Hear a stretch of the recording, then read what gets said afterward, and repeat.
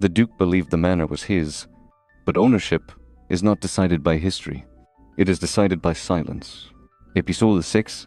The first question. The Duke had lived in the manor for years without ever questioning it. Not the walls, not the land, not the silence that followed him from room to room. Some people inherit houses. Others inherit answers they were never meant to find. Tonight, the Duke would ask his first question. The study had not changed since his father's death. The same books, the same desk, the same locked cabinets that no one had opened in decades. The Duke did not rush. He did not search like a man afraid. He searched like a man who finally suspected he had been lied to. Letters, property records, old correspondence with banks that no longer existed. Then he found something heavier. A ledger, black leather, dust-covered, his father's initials pressed into the cover. The pages were old, handwritten, careful. Dates ran from the early 1980s to the mid-1990s. Names were missing, replaced by symbols. The same symbol appeared again and again. The Duke did not yet know what it meant, but his body reacted before his mind did. Some instincts arrive before understanding. One line stood apart from the rest. Estate holding 60%, London partner 40%.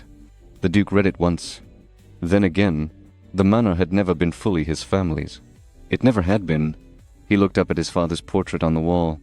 A calm face. A distant gazé. A man who had never explained his absences. Never spoken of London. Never spoken of partners. The Duke understood something then. Silence had not been dignity. Silence had been protection. Someone stood behind him. The Duke did not turn immediately. He already knew. The butler's voice was calm, respectful. Sir. The Duke closed the ledger slowly. How long have you known? The butler did not answer at once.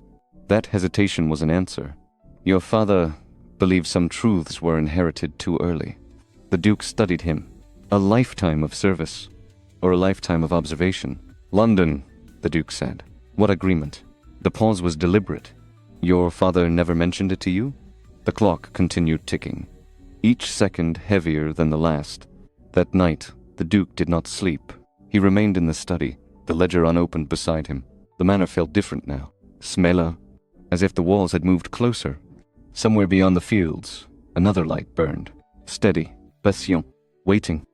The Duke believed he owned the land beneath his feet. He was wrong, and the man who truly owned it was finally ready to be noticed. End of episode 6.